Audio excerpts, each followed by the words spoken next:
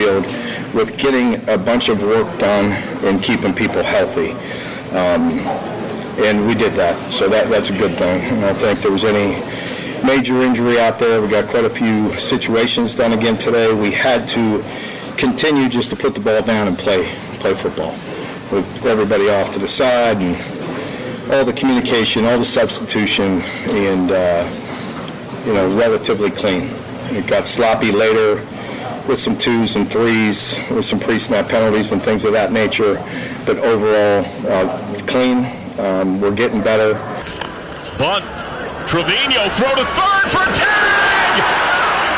Out! All right. Double check the ball in the glove, and Brian O'Nora punches out the free runner Andrew Vaughn. 2-1. It's over second base hit. Benson comes home and scores. Marte through second. He slides into third. Trevino ties it. Anything deep, ball game is over. First pitch is by third. Reds win. Hayes hammers it down the line. Friedel scores. No Filter Radio with Alan Cutler, brought to you by Quantrell Auto Group. QuantrellForLife.com.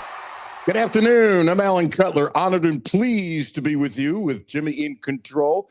Thank you for spending part of your day, or perhaps at night, as our podcast numbers continue to go up, or maybe it's tomorrow morning at the YMCA and you're listening. Whatever it is, thank you for telling one friend. There's a lot in that open. A whole lot. We're going to do Reds first because we're going a little deeper into Stoops in a second. So the Reds choked Friday and Saturday. Look, you lose. But sometimes how you lose. There's no doubt in my mind when you're winning 8-1 and you lose the game 10-8 and you can't catch the damn ball, you suck. Now, I'm not saying the Reds suck this season. No, they're fun this season, but they suck. Okay, that's choking. That means to me, they could not handle the moment. Let me repeat. They could not handle the moment. But here's the beauty, and I put this on Twitter after the Reds choked on Friday night, that the series wasn't over. Because baseball players are better than most of us as far as turning the page quickly because they have to. And the really good teams are good at it. How about Saturday? They sucked again. They can't catch the ball. I mean, seriously. You know, it's one thing if you lose 8-7. It's a really tough game, and a couple little things happen and those kinds of things. But they were so gosh darn awful. It was ridiculous. It was embarrassing. Now give them some credit because they came back and won yesterday. And not only that, they gave up a home run in the ninth inning. And Jimmy, I don't know about you, but when they gave up the home run, I wasn't watching because I don't get their games live unless they're on some national thing. But I see all the highlights. It's easy to catch all the highlights. There's a highlight package on YouTube and that kind of stuff. But I'm seeing on Twitter that they gave up a home run in the ninth. And I can't be the only one. My thought was, well, how the hell are they going to blow it this time? Really? So Trevino, now remember, I've said this many times. He's a much better catcher than Stevenson. I've said it so many times, it's ridiculous.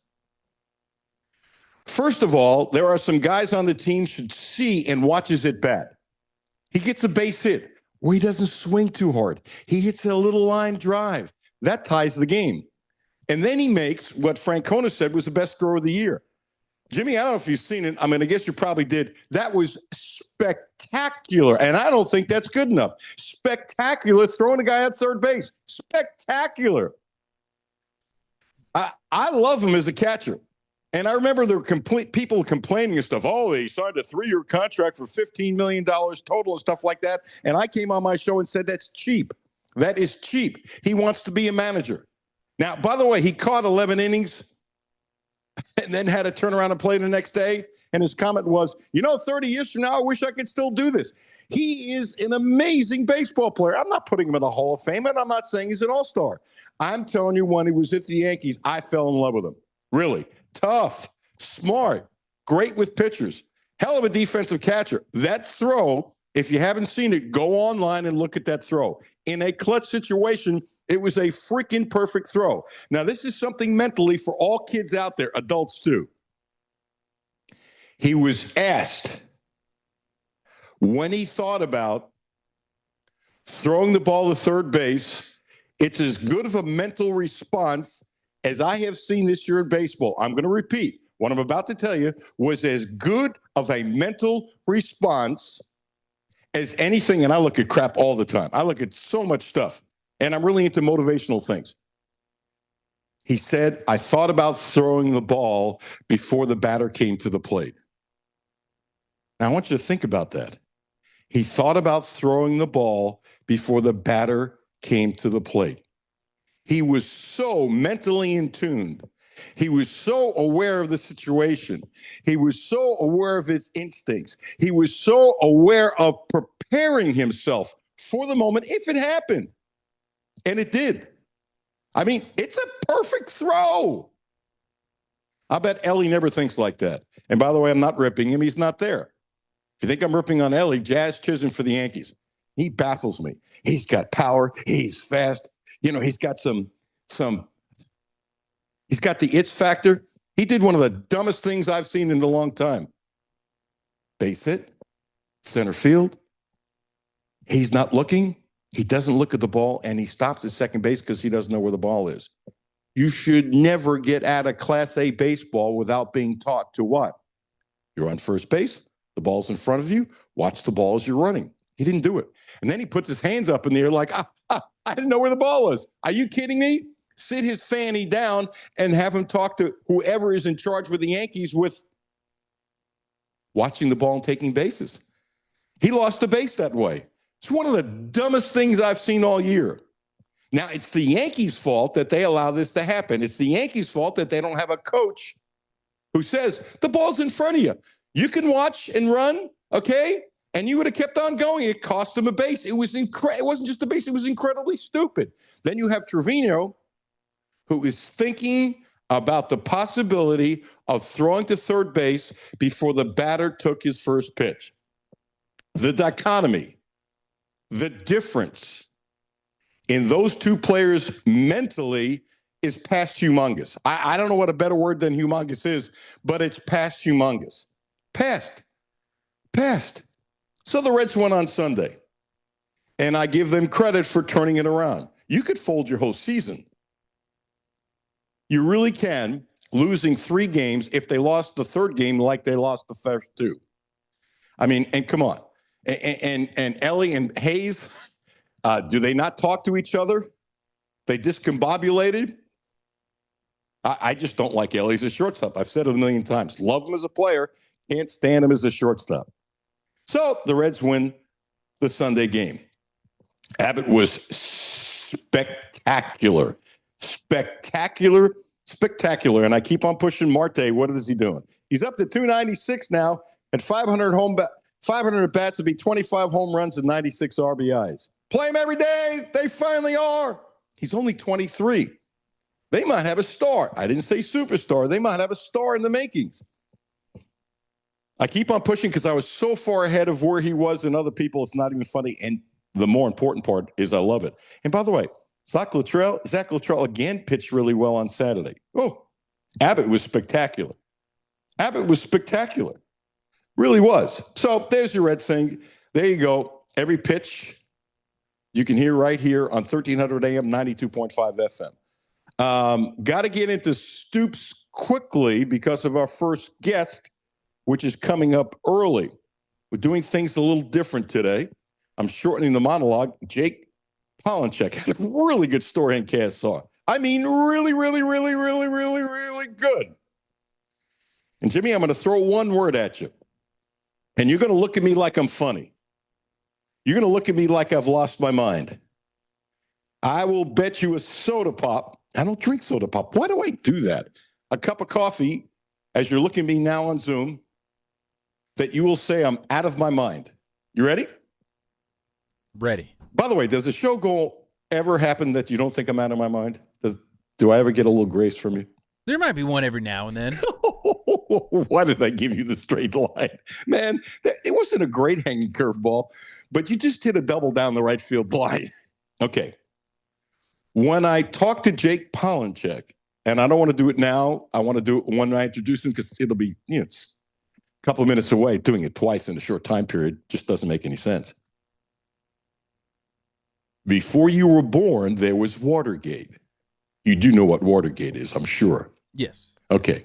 I'm not saying what Jake did was Watergate. Stop it, stop it, stop it, stop it. I am telling you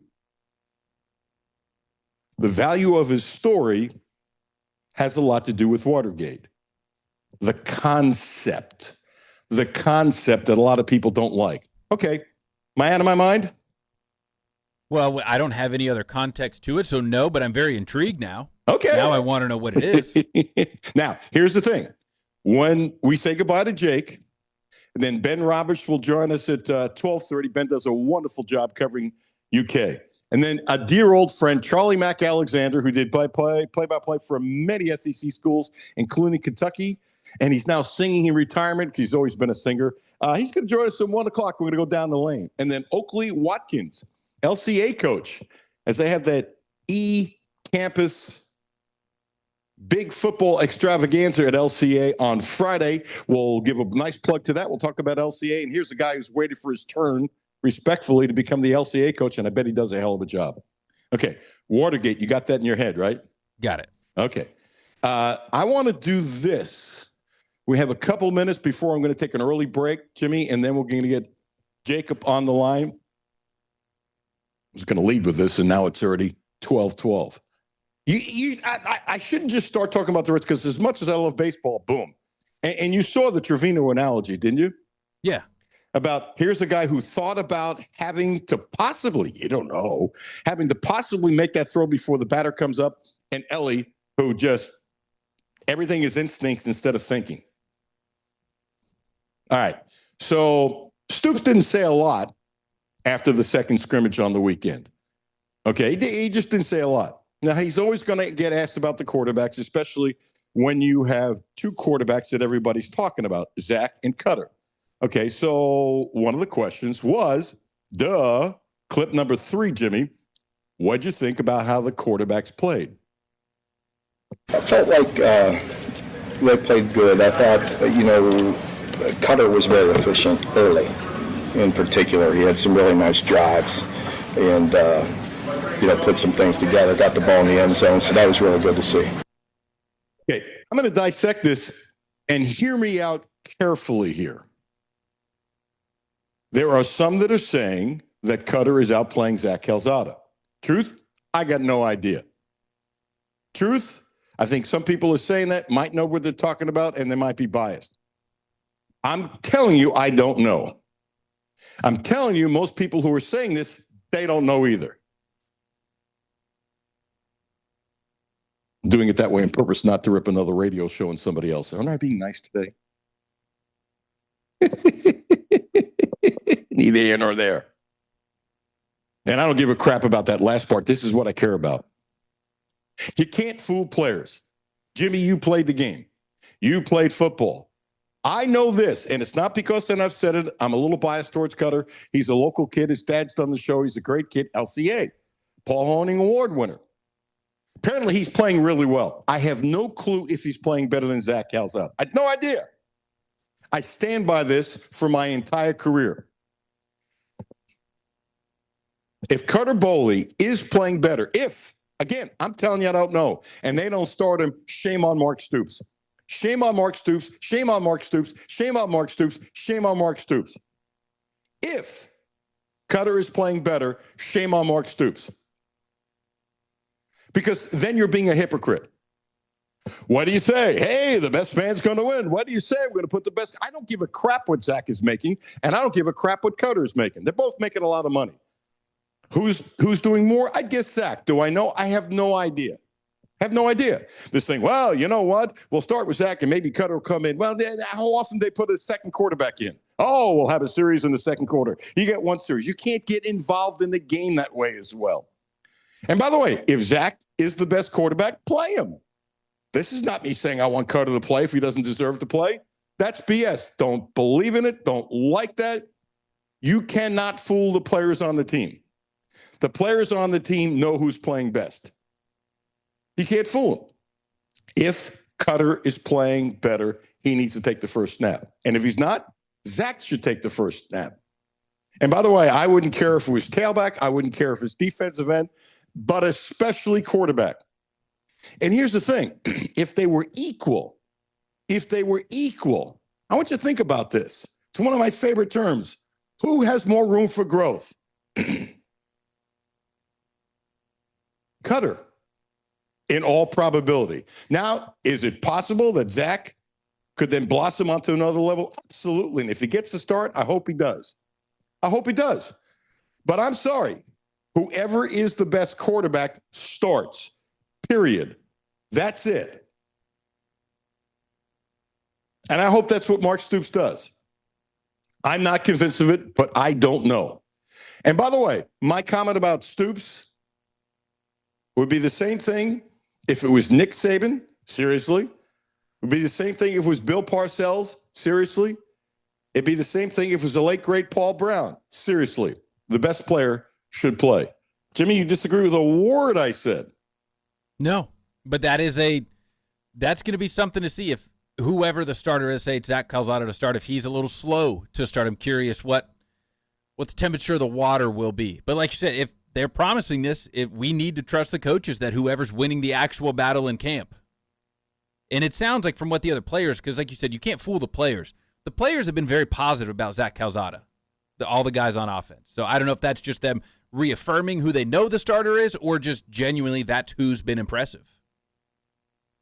They start Zach. If he earned it, God bless. Hope he throws 3 touchdowns the first game. I'm just saying, if Cutter is playing better, and I don't know that, neither does anybody else behind a microphone. I'm telling you, they don't know. I don't know. Seriously. And I'll tell you something else. Unless it was obvious, if you go to practice every day, you might not see what they can see as coaches. Okay? I'm just saying it. The best man needs to do it. It is absolutely pretty simple. I'm going to take a quick minute to give John Hale some credit. The timing of his story, here's what happens on Media Day. You do a ton of interviews, and some of the features come out that day, some the next day, some the next week, some the next week, some the next week. So what John Hale did was smart. Give him some credit. He talked to Cole Lanter, who was a stud high school player and was a walk-on. His high school numbers were ridiculous. And he was frustrated he wasn't playing, even though I was happy for him when he earned a scholarship. Stoops really loves the kid. And what does he do? And I've said this many times. There are people when they're 40 years old who are athletes who don't get to play, say to themselves, what if? I'm telling you, it's a bigger thing than people realize. It just is. Somebody's got to sit on Kentucky's bench. Somebody's got to sit on Louisville's bench. I get that. You get that, whatever. But a lot of kids really want to play. And some kids are happy being a backup at Kentucky. Whatever the hell you want, God bless, more power to you. But I am telling you, I've talked to too many athletes when they're 35 and 40 and they say, what if? I wish I could have played. Because you have a short window. It's a short window. So he goes to Gardner-Webb, realizes he made a mistake, comes back, asks Stoops to come back on the team, doesn't get a scholarship. He's a walk-on. The kid is happy, right? And when he left Gardner-Webb, he was working in the stadium. Can you imagine being homesick for your former teammates and you're actually working in the stadium with a job that you had? Oh, my gosh. That would put me to tears. The story itself, again, credit John Hale. It's unbelievable. Then, fan day, the kid rips his knee. It breaks my heart. It really breaks my heart. And I don't know the kid, but obviously Bo and Todd Lanter have done the show, and they're friends, and I sent them a text that I felt terrible. You know what I really liked? I really liked how Stoops said wonderful things about him. Remember, walk-on earned a scholarship. You don't do that, whether it's Kentucky or anywhere else, unless you're doing all kinds of really good things. So, look, Cole, I don't know you. I am telling you this. Good luck. God bless. Heal. And I hope you get back on the team next year. I think he's got another year of eligibility. Okay, Jacob Polonchek coming up next. Jacob. And I'm looking forward to his response when he hears that word. I'm not going to say it again in case he wasn't listening from the top. Hey, don't forget about the Quantrill Auto Group. They don't have a good deal. They don't have a very good deal. They have a great deal this month for Subaru. The Outback is a special vehicle. The Outback. Check this out. 0%. That's right, 0% interest for 36 months. And if you want to stretch it out, if that fits your budget, 72 months, 1.9. What a deal. 0% for 36 months. Don't forget the Quantrill family of dealerships, the right place to get your next Subaru. They promise to get you the best sales, service, and no gimmicks. Check them out. We have 2 cars from Quantrill. I trust them. They've been great to us. Way before I was doing a sports talk show here on 1300 AM, 92.5 FM. No Filter Radio with Alan Cutler, brought to you by Quantrell Auto Group. QuantrellForLife.com. Hi, this is Alan Cutler. Have a no filter comment? Hit the text line, 859-381-1313. 859-381-1313. Houchins Insurance Group is proud to partner with Auto Owners Insurance, a company that provides opportunity for independent agents to make insurance simple for their clients, offering risk management services that range from a renter's policy for your college student to home and auto coverage for your entire family. Houchins Insurance Group assures you that nobody works harder to keep you protected from life's uncertainties. Reach out to AJ Boss or Zach Bennett at 859-263-2771 to see if Auto Owners Insurance makes sense for you. Hi, this is Patrick DiGiacomo, and this is why I would recommend Republic Bank. So, when the bank manager brought me over just to show me how their ITM works, he hit this button where an actual live person came on the screen, and she was so kind and helpful, and it just made me feel like, wow, I'm not dealing with just a machine, I'm dealing with somebody that's actually paying attention to what I'm doing, and it made me feel really good. And that's how Republic Bank helps their customers go from living to thriving. Learn more at republicbank.com. Member FDIC. It's summertime, and that means it's time to hit the road. Whether you're heading across town or across the state, going on a picnic, to a baseball game, or driving to the lake, stop by, fill up, and stock up at Clark's Pump & Shop, your road trip headquarters. Clark's Pump & Shop has everything you need to get you to your summertime destination, including assorted Jolly Rancher or Twizzler peg bags, 2 for $5, and Jack Link's 2-ounce steak strip or extra large beef and cheese, 2 for $6. Clark's Pump & Shop, return, refresh, refuel.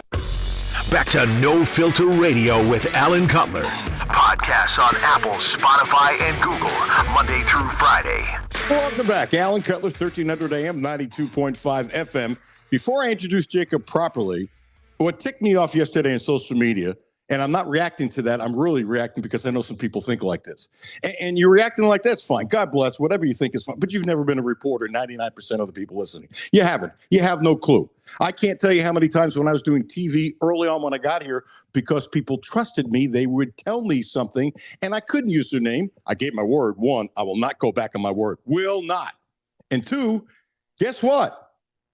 Because they trusted me, they told me things they would never say on the record. And when people say, oh my gosh, if it's not on the record, it can't be right. Bull, blank, blank, blank. Bull. Now, there's only one thing here. As long as the reporter's honest, I will stand by any reporter. I've had to do it. I've broken huge stories in TV because of that.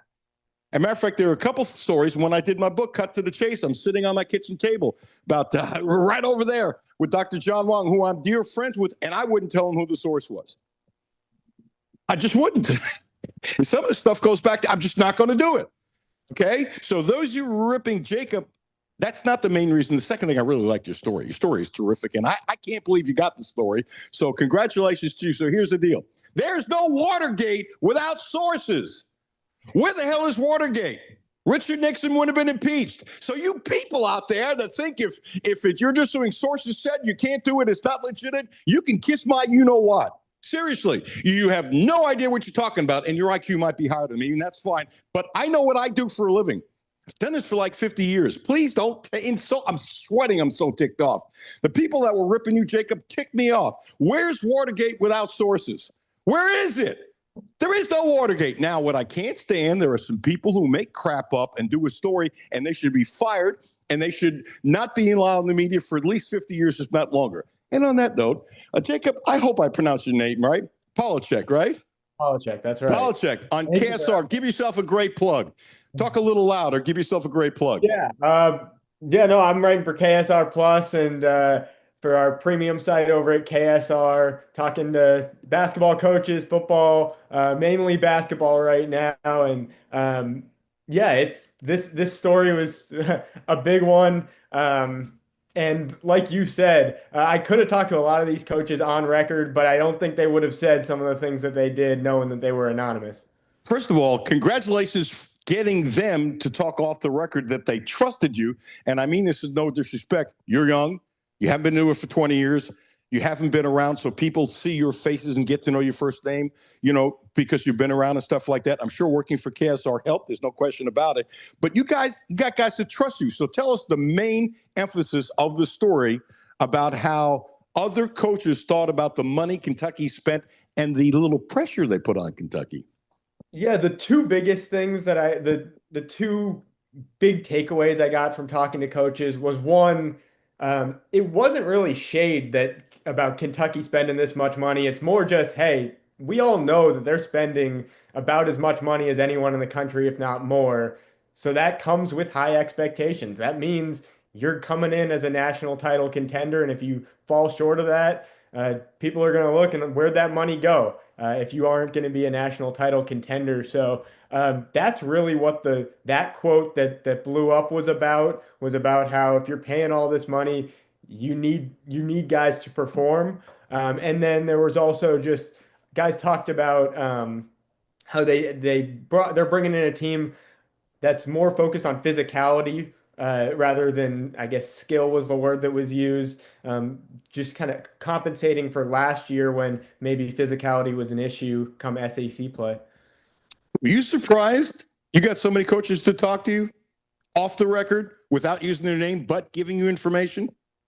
I'm not too surprised. I think the coaches have a lot that they want to get off their chest. Talking to a lot of these guys over at Peach Jam and over on these AAU circuits, they want to talk about this stuff, but a lot of things they really can't say on the record and put a name behind it. So I'm not super surprised that a lot of these coaches want things to get off their chest.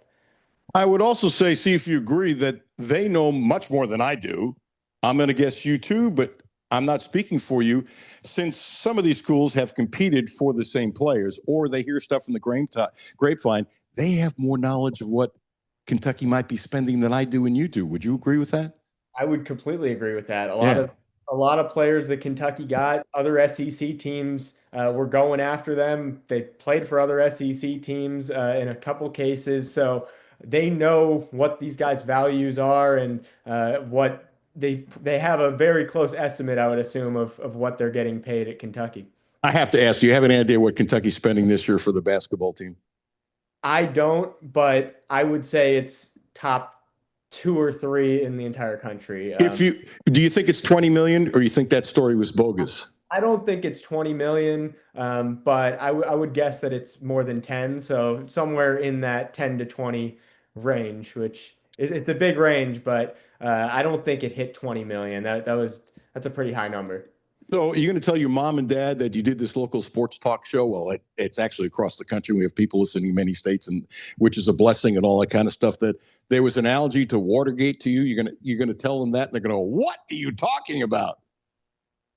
Yeah, I'll have to tell them that. Hopefully they're listening. I sent them the link when it got posted. So I'll have to see what they say about the Watergate reference. That's a little before my time. I'm out of time. Thank you for joining me on a dime. Please tell me you'll give us some time coming back. Dude, that was a hell of a story. It really was a hell of a story. I was proud of you. And I have this thing, this has nothing to do, I can't stand these people who think they know the business. Everybody's got an opinion, and that's fine. But there are so many times somebody can't go on the record for lots of reasons, but it's honest. And it's a great way of doing it if you can't get them on record. Congratulations. That's a hell of a story. You tell Matt that I said, I'm sure this will mean a lot to him. You deserve a raise for that story. Thank you so much. I appreciate you having me on. Hey, Jacob, thank you. Good luck to you, dude. Seriously. You get an A+ for that story. Jimmy, I'm telling you, that was a hell of a story. It really was. Good for him. Good for him. I still think a little bit is putting pressure on Kentucky. That's me, but that's okay. It's a hell of a story. Ben Roberts coming up next. Let's take a quick break. Alan Cutler, 1300 AM, 92.5 FM. No Filter Radio with Alan Cutler, brought to you by Quantrell Auto Group. QuantrellForLife.com. Hi, this is Alan Cutler. Have a no-filter comment?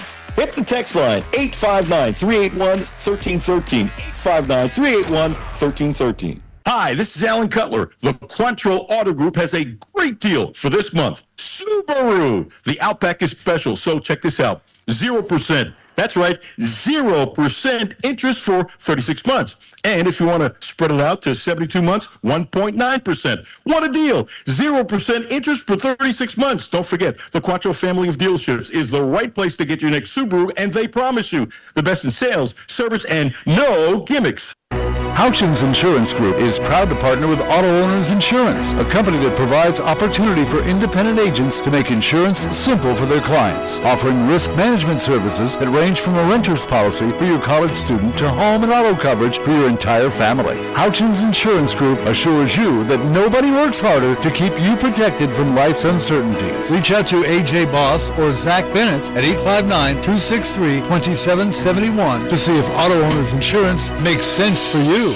Hi, this is Patrick DiGiacomo, and this is why I would recommend Republic Bank. So, when the bank manager brought me over just to show me how their ITM works, he hit this button where an actual live person came on the screen, and she was so kind and helpful, and it just made me feel like, wow, I'm not dealing with just a machine, I'm dealing with somebody that's actually paying attention to what I'm doing, and it made me feel really good. And that's how Republic Bank helps their customers go from living to thriving. Learn more at republicbank.com. Member FDIC. It's summertime, and that means it's time to hit the road. Whether you're heading across town or across the state, going on a picnic, to a baseball game, or driving to the lake, stop by, fill up, and stock up at Clark's Pump and Shop, your road trip headquarters.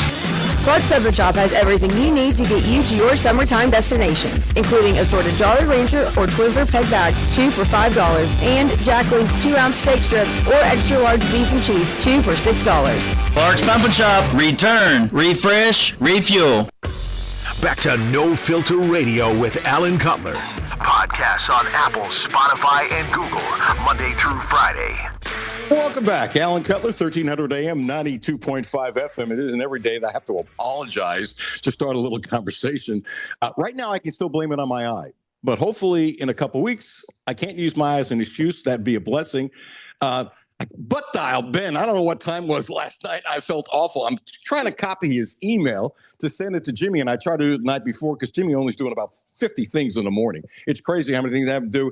And there I am dialing you on my computer. I felt so bad. You gave me a thumbs up. So if I do this again after 2 weeks, when I hope my eye is, the bubble is gone and I've got all my sight back, I got most of it back, then it'll just be old man syndrome. So I'm using my excuse, and I apologize. You were a good sport about it, Ben. I'd like to say you're the first person I've butt dialed, but yeah, that'd be a really bad lie. Thanks. I was just sitting around playing on my phone anyway, so it wasn't not a big deal. So when Jerry Tipton retired, Jerry's in the Hall of Fame. And Jerry, to me, was like the ultimate grinder. Jerry was kind of like an old school newspaper guy, like guys that had already retired, grinded and grinded and grinded. My thought was, if the Herald leader was smart, the next person, and I know it's going to be you at the time, not that smart, Ben, but the next person better be a grinder, and you're a grinder, and that's a really good compliment. You're a grinder, and you're a digger, and you're doing a really good job. I thought I'd throw that at you. Well, yeah, I appreciate that. This is probably my least grindy time of the year, about the only time to take a little step back. But yeah, we'll be picking it up plenty here in the next 2-3 weeks, I'm sure. Actually, I'm a little surprised you could do the show today. I figured since they're officially not working, I'm going, hey, Herald Leader, I'm gone for about 2 weeks, because once it starts. Next week.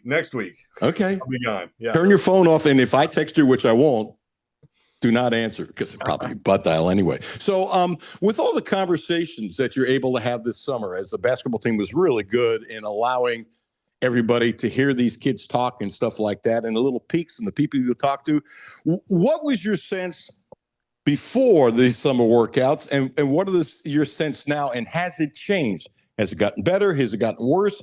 What do you think of the team now as a glimpse based upon everything you've done? Yeah, it certainly hasn't gotten worse. I'm a little more, based on people I've talked to that have obviously been in those practices and been around these players a lot. I'm probably a little bit even more intrigued by 2 or 3 or maybe more players on this team with their individual skill sets and how they're going to blend into the rest of the roster. And then, getting to talk to every single one of these guys over the course of the summer, obviously you can look at a list and know they're deep. And obviously I have the roster memorized and I know they're deep, but when you sit down and get to have conversations and back and forth with every single one of them, and then you can kind of like organize that in your head. I mean, they are deep. They are really, really deep. And I feel like we said that about last season's roster, and they even obviously had some high profile injuries and still had a lot of guys playing in big games at the end of the season.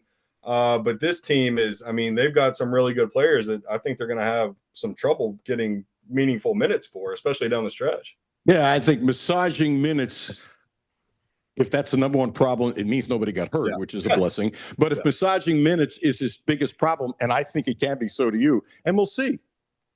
Yeah, and I mean, problem is, it's not a problem. That's a good problem to have. Everybody always says, and Mark Pope would be the first to tell you that. And the fact that I do think he has a little bit more positional versatility, maybe a lot more positional versatility on this roster than he did last season. He's got some spots where if guys get injured, I think he can move around the roster a little bit better than he would have been able to and was able to this past season.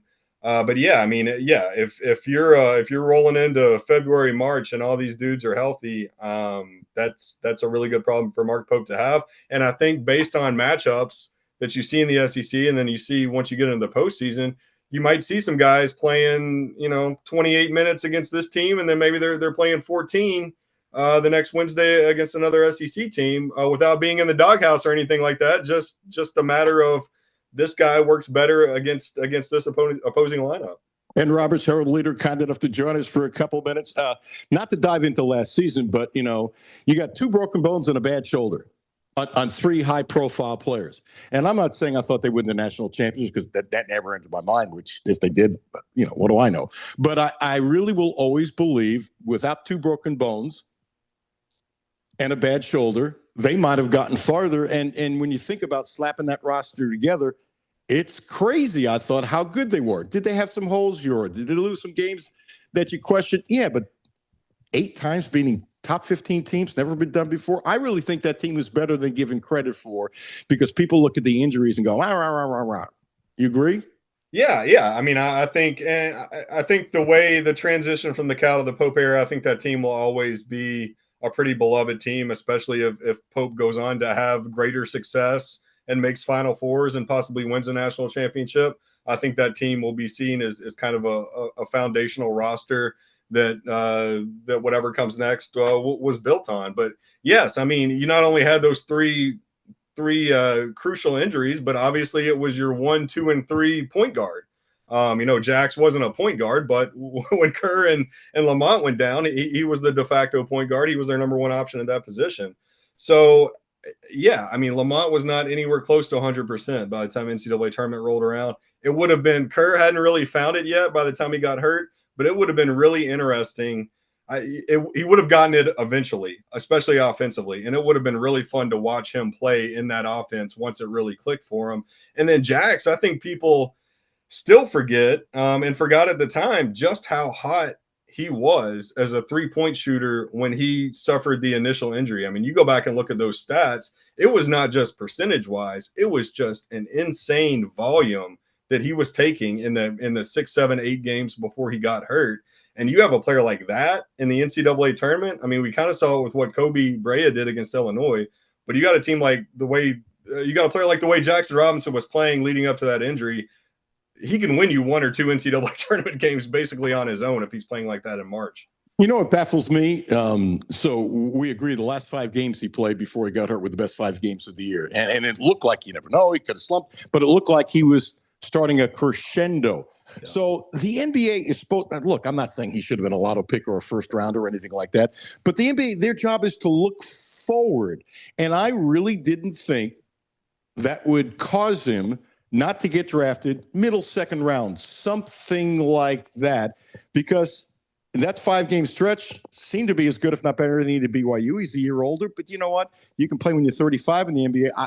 I was disappointed for the kid. I thought he got screwed, and you only need 1 team, as you know. I'm surprised Nobody wanted to take a chance with him late in the second round. And then after all these guys are signing and stuff like that, it seemed like forever before he got a chance. Yeah, the delay there was some weird stuff going on behind the scenes with his representation and kind of a transition there. So that delay of what was it, a week and a half before the Cavs actually announced him, that was some strange behind the scenes stuff. But yeah, I thought going into the 2-day draft that he had a real chance to get picked on that second day, and was a little surprised that he didn't. Obviously, injury to a shooting wrist, but it's it's a short term thing. He's going to be able to come back from that 100%. And with the in the NBA, it's all about outside shooting right now, and he proved he could do that at a very, very high level. There are obviously questions about him. There's questions about his defensive ability. There's questions about kind of his grit, for lack of a better word.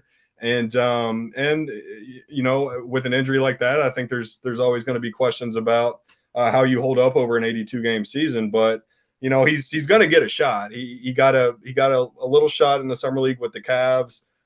Very small sample size, probably still not 100%, but you got to go out there if you're given that opportunity. We'll see what happens as this thing goes on. If he ends up in the G League, he strikes me as a guy who you could read about putting up 50-point games and hitting 8 or 10 threes in a G League game. And I will be very surprised if he does not get a look on an NBA team here in the next couple of years.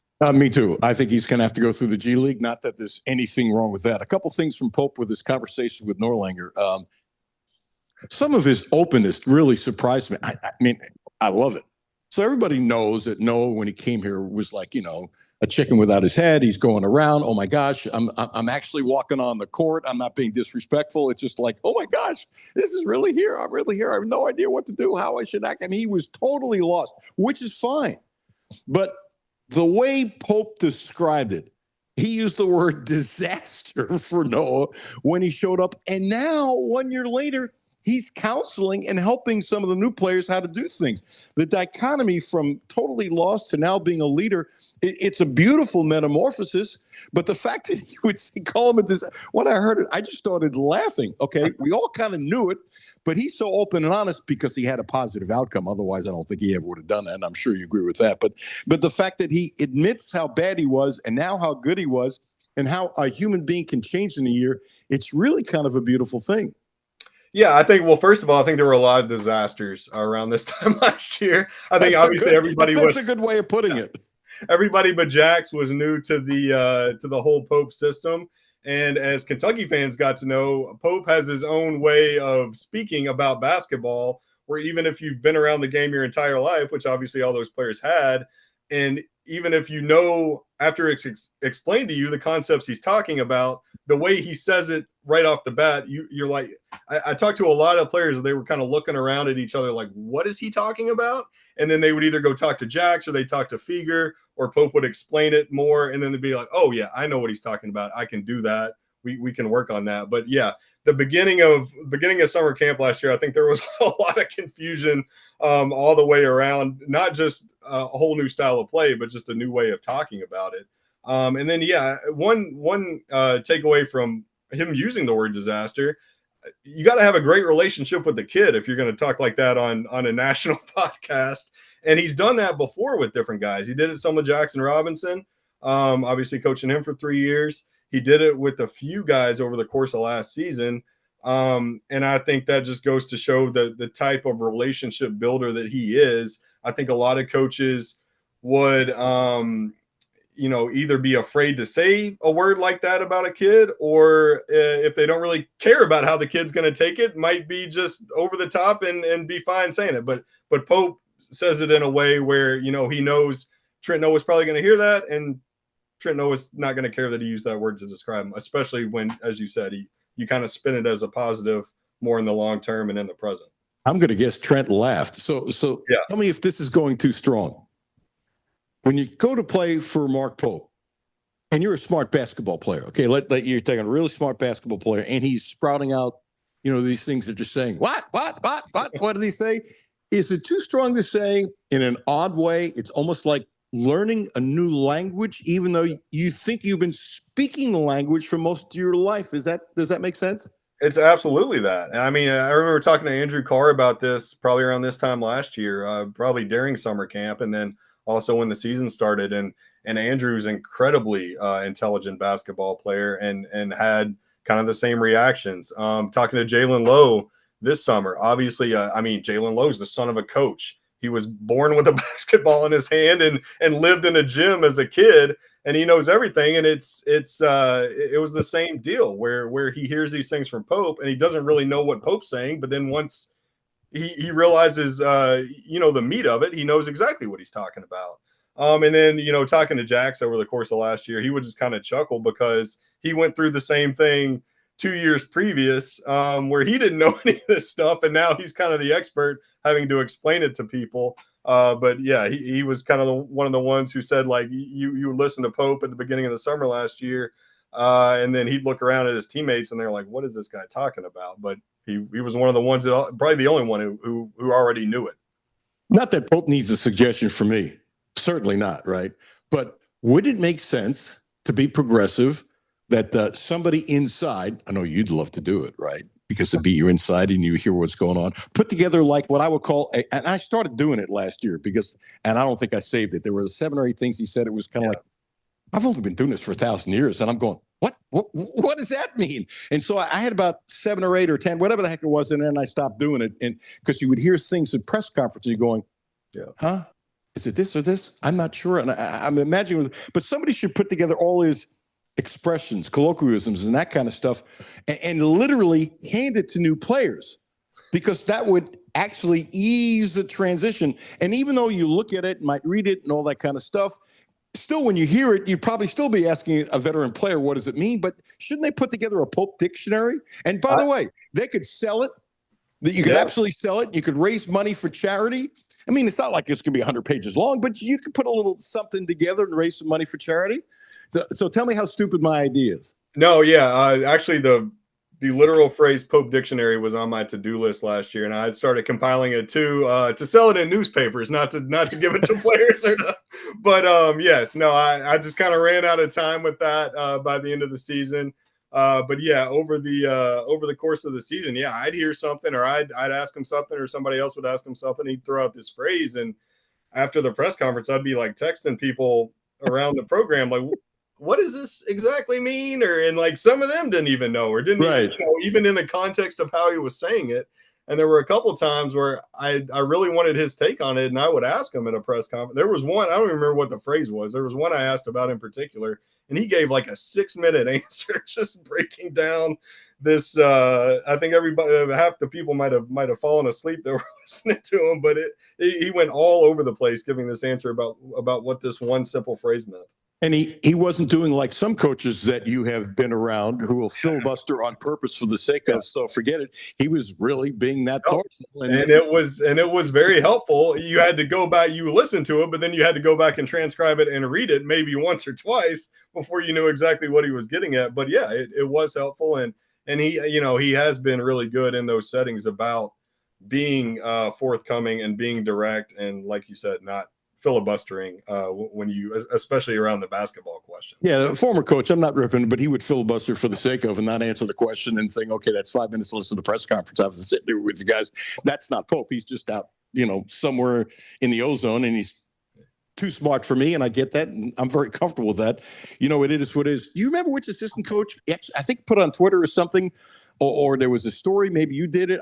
I really can't remember, but even that coach said, I don't know some of the things he's saying. This was like early on. Yeah. And the assistant coaches were having to figure out, and they would go to one of the guys, who'd been around. They go to Fuqua, obviously. Yeah. What did he say? Well, yeah, that was the other thing last season that, and it might be kind of an overlooked or an underrated thing going into this season, is all 5 assistant coaches on his staff. Obviously, Feger's been with him his entire head coaching career, and he worked 1 year under Fox and played under Fox at University of Washington. But that group of 5 assistant coaches had never worked together in any capacity. Not two of those guys had ever worked together. So there was a lot of both learning Pope with the other four guys. I mean, Mark Fox hadn't worked with him in 15 years, and Pope was about as underling as it gets at that point. So, he's not going to know where Pope's coming from with a lot of that stuff. And I think having that continuity with all five of those guys back, all five of those guys having the year together, but then also the year with Pope, I think that'll help out this team too.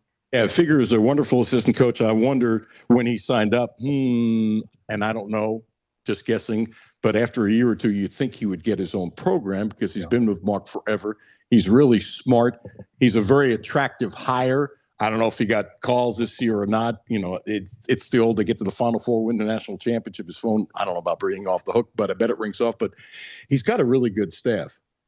He does. Figures straight up told me he'd been on campus about a month, and on the record in the story that he is pining to be a head coach.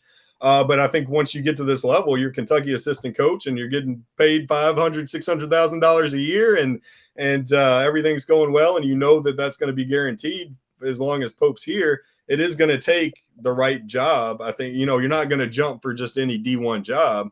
It's going to take a pretty good one, I would think. But yeah, he's itching to get one.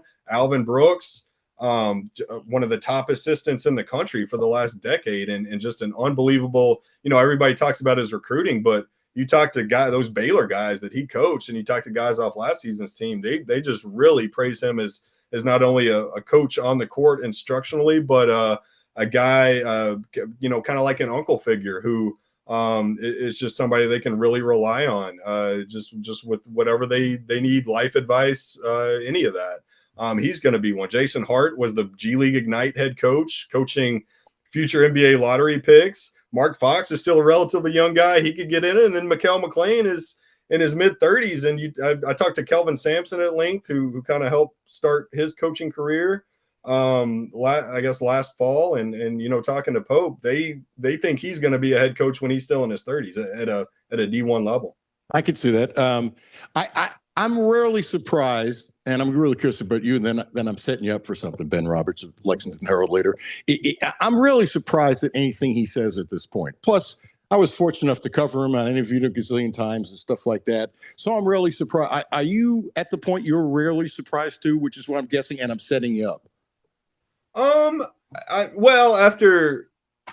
After several years of the previous head coach, it is still a little surprising when you get such direct, insightful, thoughtful answers to questions, and not only in press conferences, but I've had the benefit of having several one-on-ones with him since the last 18 months or whatever since he got the job.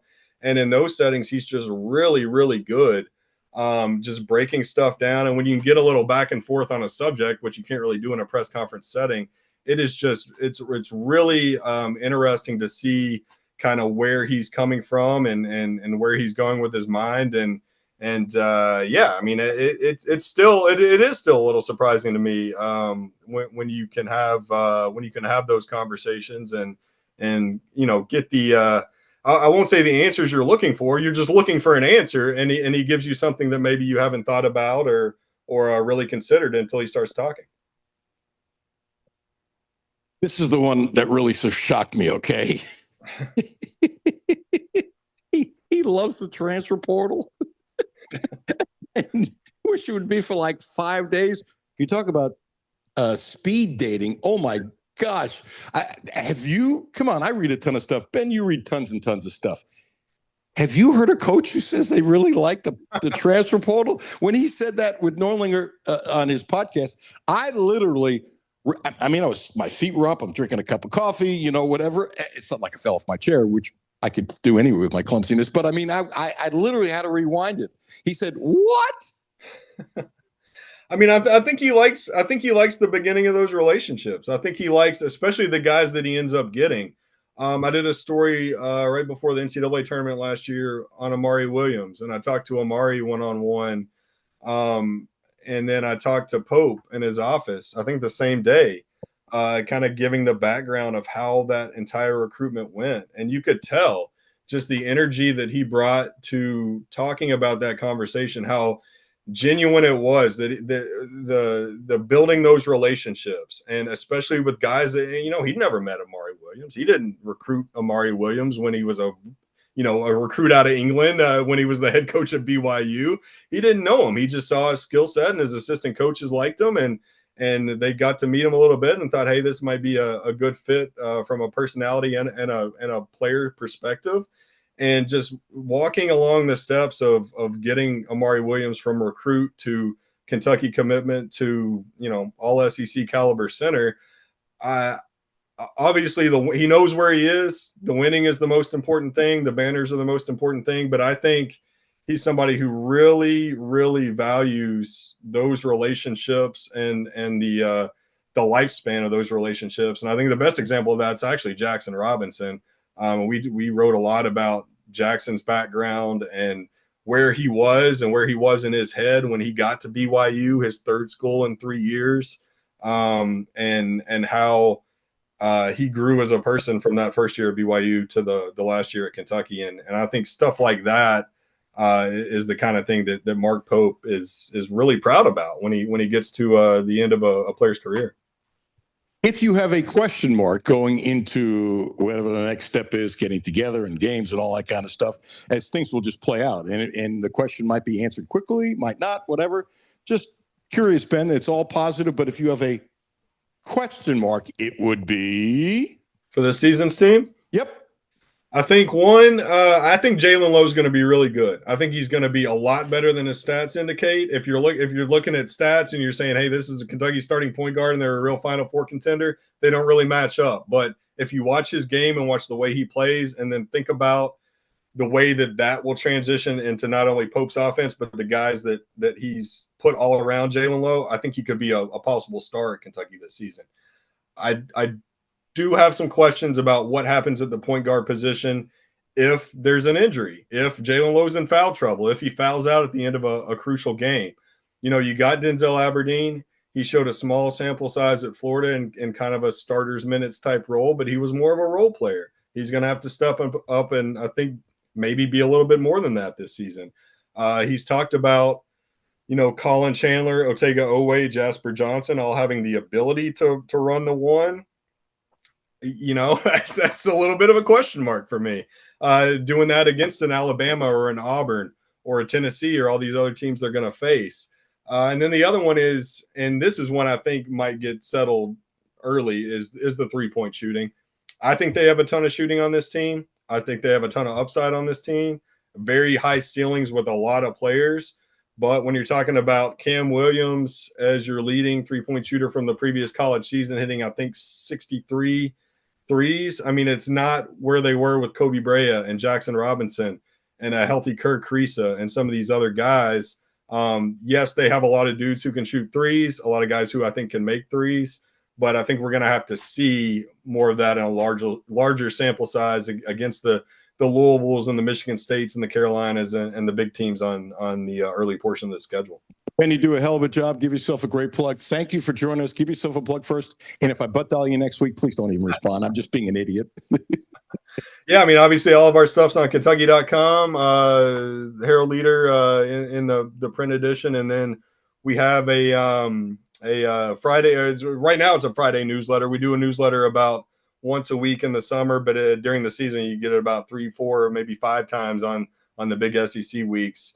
That has, all of our stories in there, but also some insights, some analysis, some behind the scenes stuff. And I think that's at the top of the Twitter and all the social media stuff. And I think we have it embedded in a lot of the stories. So you can sign up there, free newsletter, and it'll come at least once a week. I need to recheck that because I was getting it and boom, it disappeared. Maybe you guys thought I was the enemy or something like that. No, seriously, I'm going to go re-sign up. And hey, Ben, I really appreciate your time. You do a hell of a job. Thank you so much. Enjoy your week off. I'll try. Thanks, man. Have a good day. Thanks a lot, Alan. Yep. Ben Roberts, Jimmy, he's really, really, really good covering the team. He's a grinder. And to me, that's a compliment. He's an absolute grinder. We're going to go down memory lane coming next. He's been the sportscaster of the year in many, I think at least 4 different states, an old friend. And I'm looking at stuff on Facebook. I said, how have I not enjoyed invited Charlie Mack Alexander to come on the show. So we'll do that. And then Coach Watkins from LCA at 1:30. Don't forget about Blue Lotus Health. Now also providing a licensed massage therapist, acupuncture. Ramon has helped my neck. I need a little help today because of how I sleep with my eye and all that kind of stuff. My neck gets really bad. And he has just been a blessing. I think it was 2 weeks ago. He put 8, 9, or 10 needles in my neck. And I'm going, what the heck? He's never done anything in that concentrated area. And then when I got up, I could turn my head all the way to the left, which I couldn't do before that. When I got to the right, I could almost turn it all the way, honestly, before I went there. But it was still a smidgen better. But turning to the left, he helped me tremendously. He's been a big help. He really has. Blue Lotus Health, Versailles Road, 859-533-0914. 859-533-0914.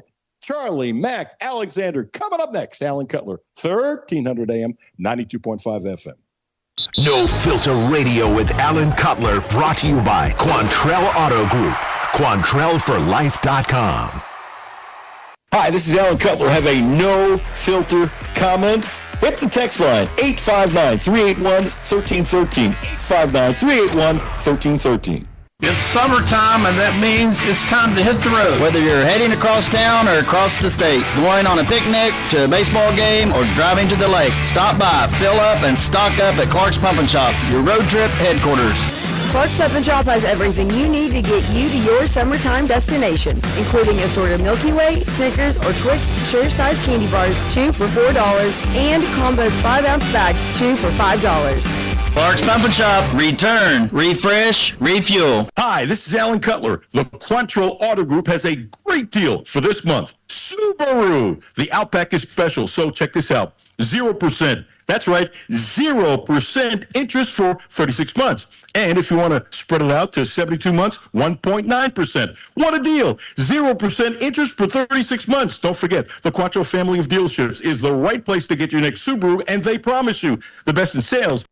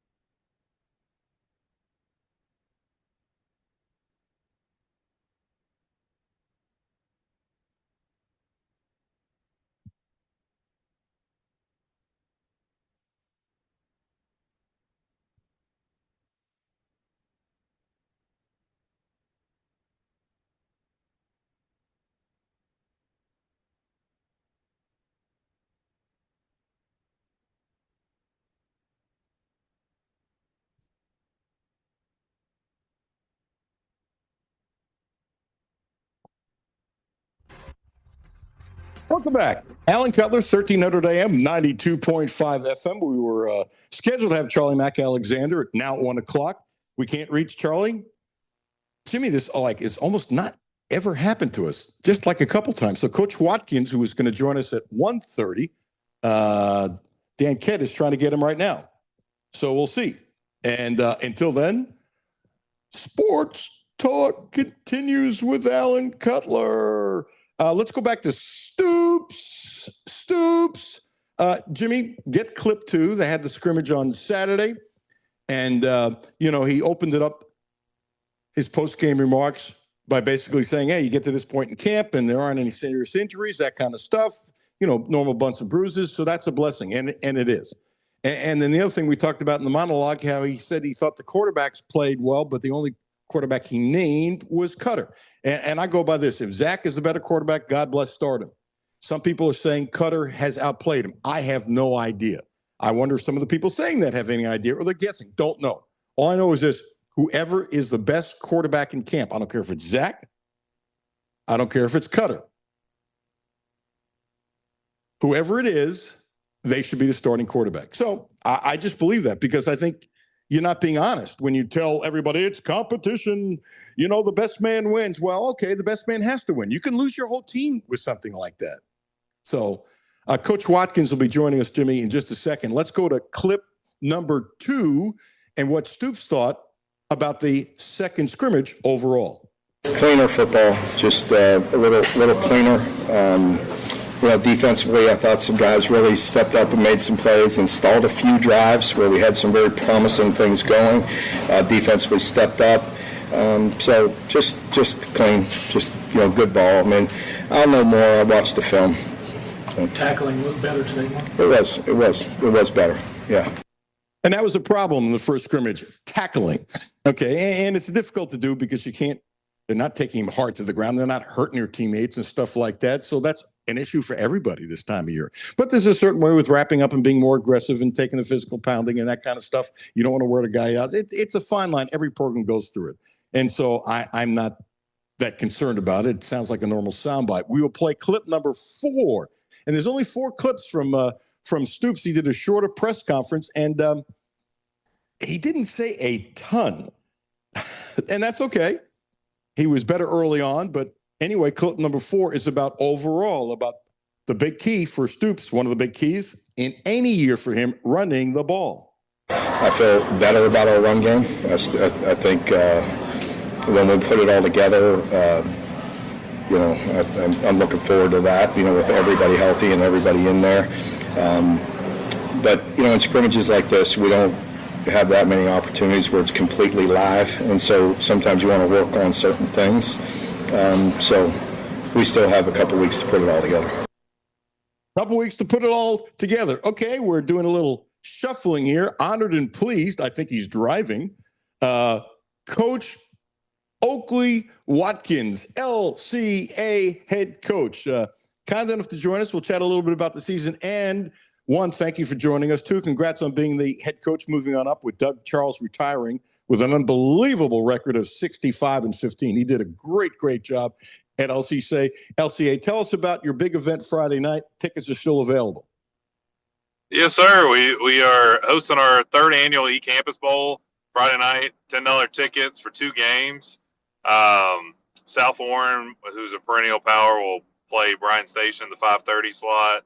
And then LCA plays North Hardin in the nightcap at 8:30, 6A power with multiple Division I guys. Got a defensive lineman headed to Louisville. So it's 4 great teams, 2 great games, and it's only $10. So we're really one of the only games in town Friday night. I hope you get a great crowd. I mean, really, I hope it's not 105 degrees so you guys aren't sucking down 9 gazillion gallons of Gatorade. Keep your kids straight. You've had an interesting career. You played at center, and you coached at center, and you moved up the ladder at center, and then you go to LCA, and you bided your time, and you moved up from offensive line coach, offensive coordinator. Now, when Doug retired, you became the head coach. In the last 2 years, you guys have scored only 46 and 40 points a game. I mean, obviously, you're having some serious offensive problems. But what is it like, that old line about, you're sitting in seat number 2, now you're sitting in seat number 1. What's the difference with now you having to make the decisions? Or I guess you're probably going to tell me you'll find out Friday night. Really, I've been very fortunate to have Doug guiding me as the associate head coach the past 6 years, because when he took over, he had said, all great businesses have a succession plan, and you're going to be the next guy whenever that time comes. So he's really given me a lot of runway to just learn from him, which has been pretty special. And not a lot of head coaches give you that opportunity, but it's not been a big change from that standpoint, because he has kind of mentored me a lot from those standpoints.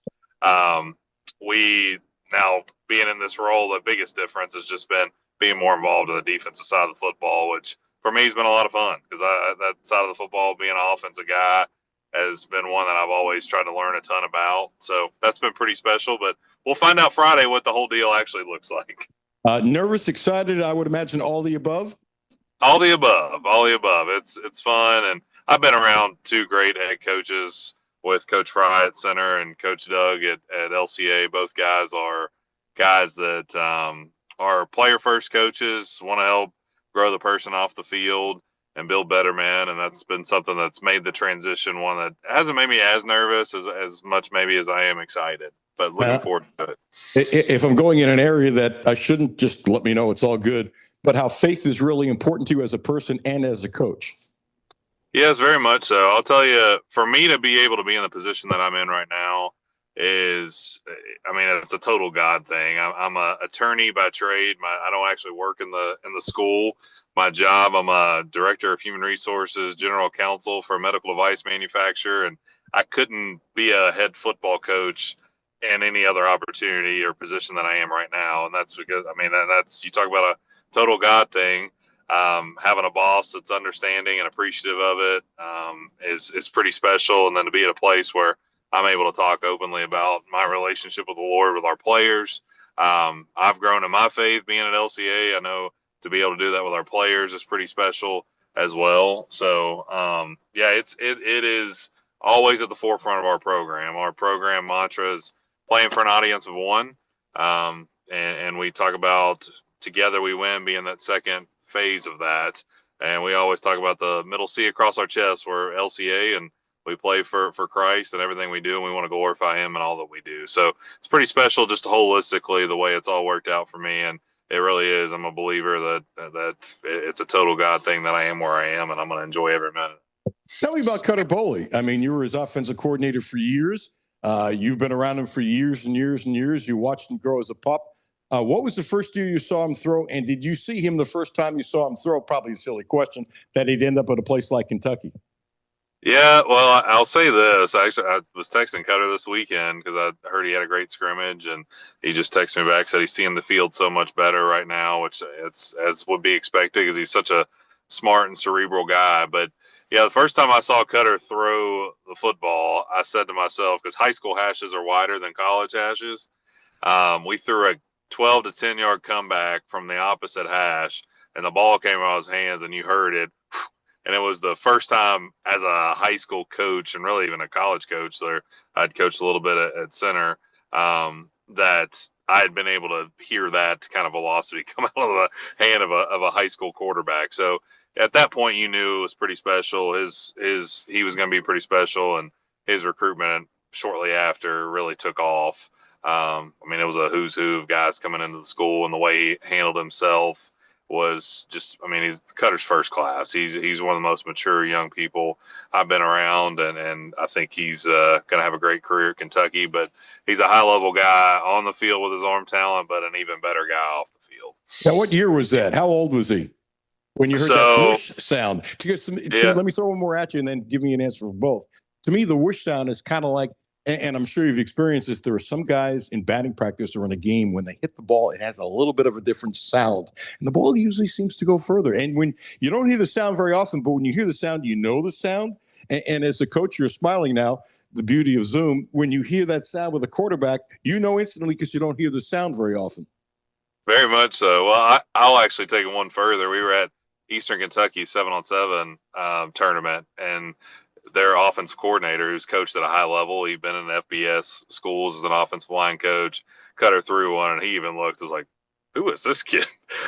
Because, it's just when that ball comes out of his hands, and for him to, I don't know that I'll ever be able to call comebacks without rolling the pocket from an opposite hash ever again as a high school coach. Like, that's how much arm talent Cutter has. And we've had some really, really talented quarterbacks and have two really talented ones right now, but his arm talent with the velocity of that's pretty special. So he was a junior in high school at that time. And I'll say this, to take it another step further with him, we do a lot pre-snap from a motion, pre-snap identification standpoint, shifting a lot of bodies, ask our quarterbacks to do a lot. And Cutter, his junior season, not having had done that previously in his career, had 0 pre-snap penalties. And that's something that I think talks to his ability to prepare, and says how important it is to him. So I ask our guys that all the time. I say, how important is this to you? Because your behaviors and your attitude and where you put your time says a lot about that. And that's something Cutter obviously is taken pretty far, and I'm just so proud of him. Let's amplify what you just said, Coach Watkins. That was pretty cool. You're saying you don't know the next time you'll be able to, and no disrespect to your other quarterbacks. You said you got 2 good ones this year, and that's all good. You weren't being negative, but this is special. That the next time you'll be able to call a rollout because the old line is don't throw the ball over the middle, like that kind of stuff. But his arm was so good, he could throw it to the opposite hash. Yes, in high school, which for those that aren't super familiar with field dimensions, high school hashes are much wider than college hashes. So to be able to be on that opposite hash, which is closer to the sideline, and throw to the opposite hash, which is almost to the other sideline, because you're really close to the boundary in high school, says a lot about him. And I mean, he's thrown some balls that, I mean, I've been to some spring practices and seen him throw it, and he's just continued to get better. And it looks like he's 225, 230 pounds right now, and he's in the best shape of his life. So I can only imagine right now the way that thing's zinging out of his hands. So I'm excited to see what he does this fall.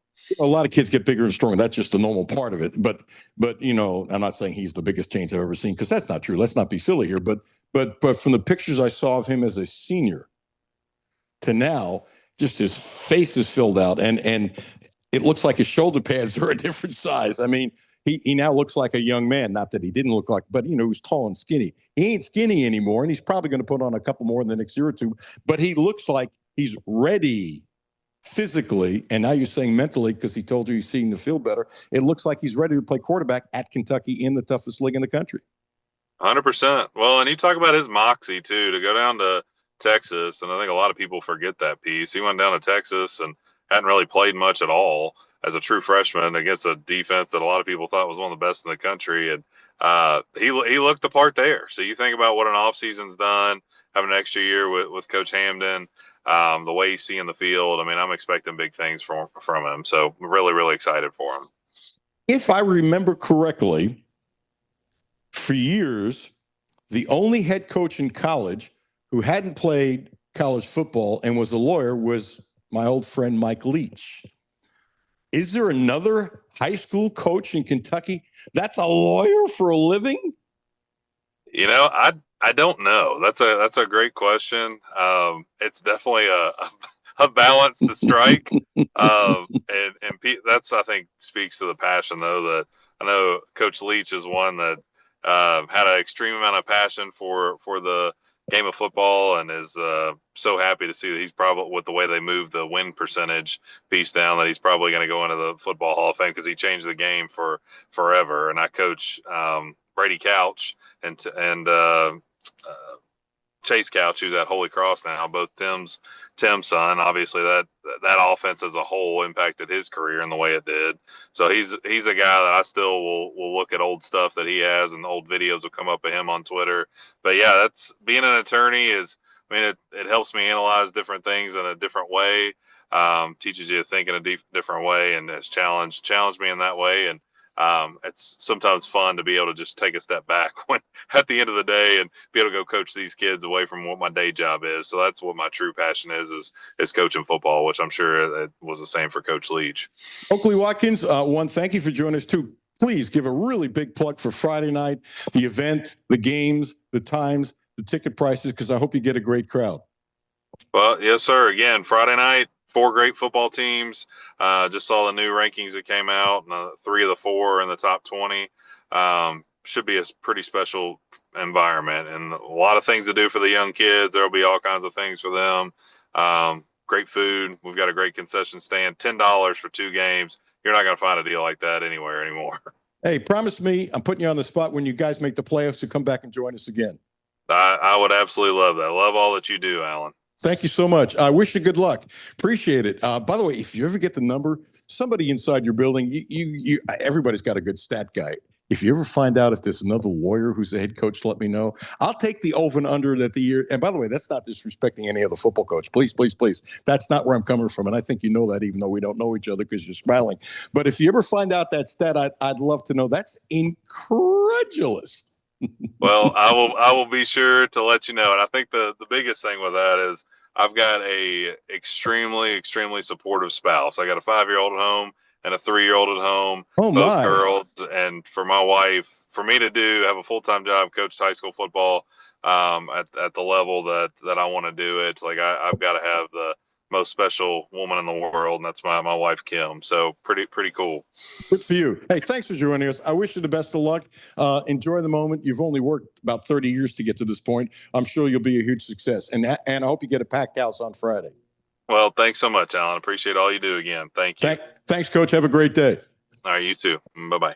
Bye. Hey, Jimmy, what a nice dude. A lawyer. Yeah, I was trying to run down, there's no way there's 3 other high school coaches that are practicing attorneys in Kentucky. Yeah. Okay, maybe somebody who's like a volunteer assistant. But I didn't. Yeah, but I didn't qualify that. I thought it was pretty obvious. I'm talking about a head coach. Yeah. And could I see that? Wouldn't surprise me if there's a surgeon. There's some really good college football players that volunteer assistants and all that kind of stuff. I get that. You get that. But wow, I mean, I'll go one step further. I wonder, is this fair to wonder? I wonder how many lawyers across the country are head coaches in college. Could there be 20? I don't know. Maybe.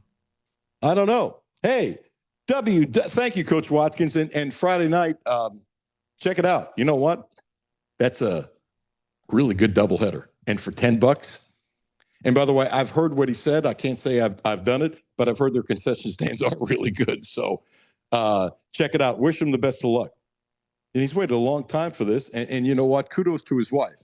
As Jimmy, you know, if you're a coach's wife, he's a lawyer, head football coach, and he's got 2 young kids. Whew. And you know the other kudos go? Doug Charles did our show after he retired. And Doug's a great guy.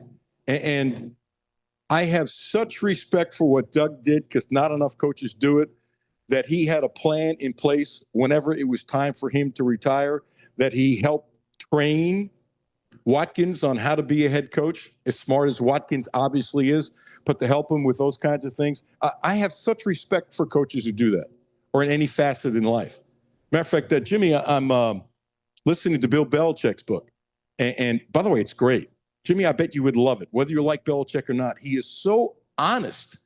He admits all kinds of mistakes. It's really remarkable, the good and bad little mistakes that he made that the public wouldn't have any idea, and how to do it and how to run an organization and stuff like that. And it's interesting listening to his book, how he sets things up. And I just thought of it. You know what the best thing he said about Tom Brady? And by the way, all this stuff about he and Brady not getting along, all I can tell you is he's so complimentary. I've gone through about 3/4 of the book in about a week. Yeah, I listen to books when I go to the Y. He's so complimentary of Brady. It keeps on calling him the greatest quarterback of all time, and then goes into reasons why. He said the one thing about Brady that doesn't get enough respect, and the first time he said it, that really popped my ears. He said his decision-making ability. He said him understanding what to do and how to do it and what was going on. And he said there were times that he got challenged because Brady was so prepared that he had, as much as he had his game, he had to up his game to make sure he's with Brady. And he said there was some thing in their game plan. And Belichick, who's a freak at looking at tape, like a lot of coaches, but he's a freak, says, this team has never run that. And Brady's in a meeting and he goes, coach, and he said he did it very nicely too. He said, when it's obviously he got me, he could have got me. He said, I was so appreciative how respectful he was.